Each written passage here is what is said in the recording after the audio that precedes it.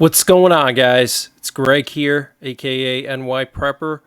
It is Sunday, September 1st, 2024, and I have an emergency alert to share with you guys.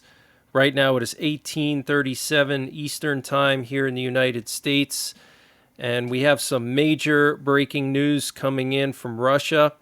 So, overnight last night, Ukrainian forces mounted the largest and most successful drone attack on Russia and the Moscow area since the beginning of the war.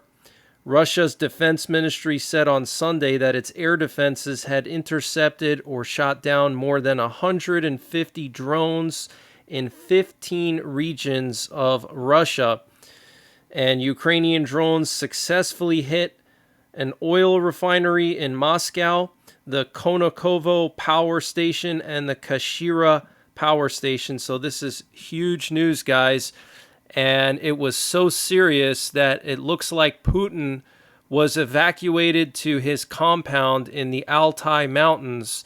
So what you're looking at here is a flight tracker showing Putin's doomsday planes going east to the Urals and to the Altai Mountains, and this one plane in particular went straight to the Altai Mountains, and Putin does have a compound here in these mountains. So it does appear that Putin was evacuated to the Altai Mountains during this strike, and you can see multiple doomsday planes, airborne Russian doomsday planes, and then also here's some more.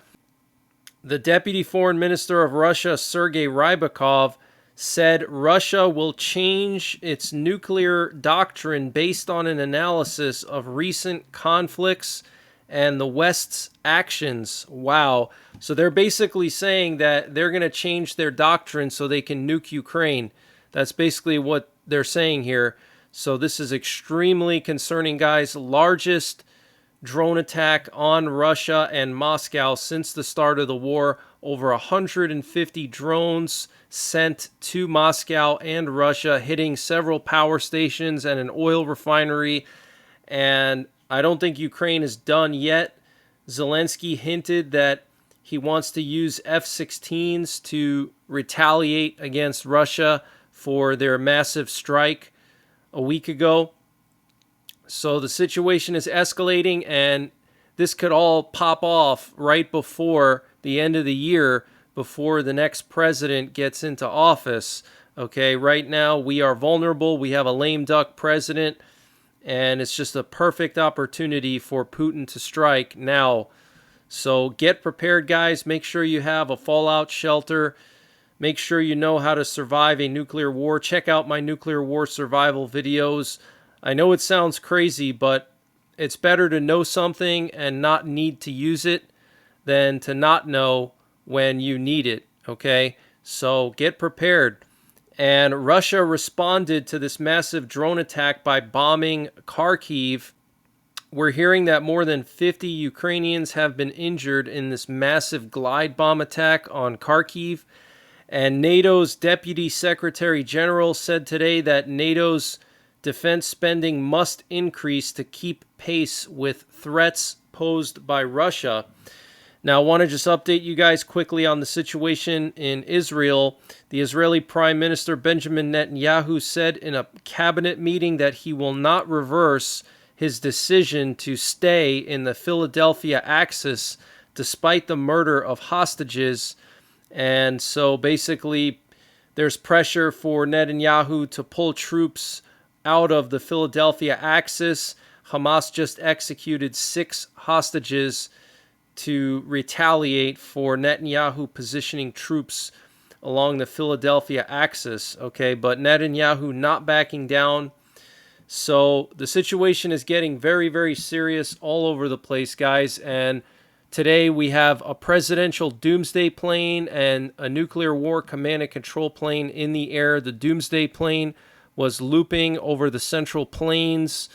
The nuclear war command and control plane was off the coast of Delaware, communicating with submerged nuclear-armed submarines. So our nuclear forces are still on high alert. I'm going to continue to monitor the situation, and I will update you guys accordingly. Here we have a sub-hunter that's active right now off the coast of Poland and Lithuania, monitoring Kaliningrad.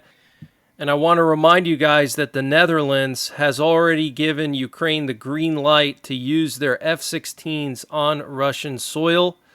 And on Friday, the Ukrainian defense minister confirmed that he provided a list of targets to the Biden administration for Ukraine to strike with American and Western long-range weapons.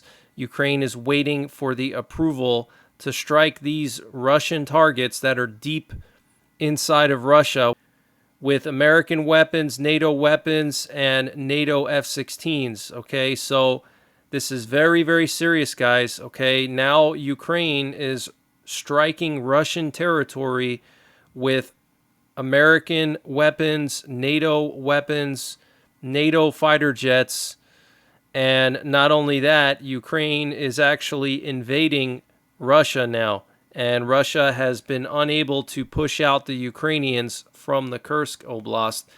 And I almost wonder if Putin is allowing this to happen, so this way he has an excuse to just finally nuke Ukraine and get the war over with.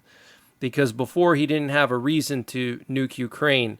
Okay, remember Putin is a lawyer by trade. Okay, yeah, he was in the KGB, he was in counterintelligence, but then afterwards, he was a lawyer.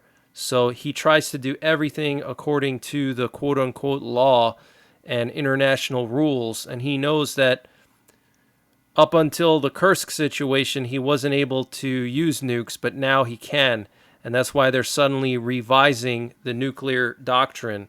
And so I think Putin could just be letting this happen, and he's just going to nuke Ukraine, basically. He's not even going to bother trying to kick the Ukrainians out of Kursk. He's just going to nuke, okay? And when that happens, who knows what could happen, okay? Things could just escalate and uncontrollably escalate. And also, remember, a week ago, a Russian drone flew 30 miles into Polish territory, okay? An explosive drone flew into Polish territory, a NATO country. NATO has apparently been telling Poland not to shoot down any Russian missiles or drones that come onto their territory, which is insane. So the situation is continuing to spiral out of control.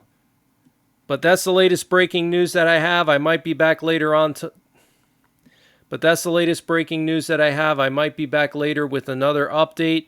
If not, I'll see you guys tomorrow. Take care. God bless. Enjoy your Memorial Day. And don't forget, enjoy your Labor Day weekend. And don't forget the 3 Ps. Prepare, practice, and persevere.